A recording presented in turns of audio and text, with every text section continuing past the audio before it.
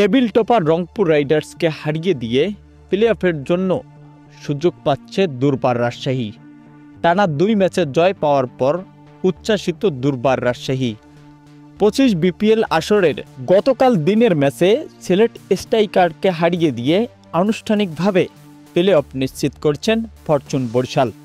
তার সাথে যোগ দিবেন রংপুর রাইডার্স, কারণ টানা 7 জয় তুলে নিয়ে 16 পয়েন্টে প্লে অফের জন্য এক প্রকার নিশ্চয়তা থাকছে রংপুরের। দুর্বার রাজশাহীর জন্য সহজ সমীকরণ, প্লে অফ নিশ্চিত করতে চাইলে সিলেট স্ট্রাইকারের বিপক্ষে তাদের সামনের ম্যাচ, আর ওটাতেই বিশাল ব্যবধানে জয় তুলতে হবে দুর্বার রাজশাহীর। একই পথে হাঁটবেন সাকিবের ঢাকা ক্যাপিটালস, আর মাত্র তাদের ম্যাচ বাকি রয়েছে 2টি।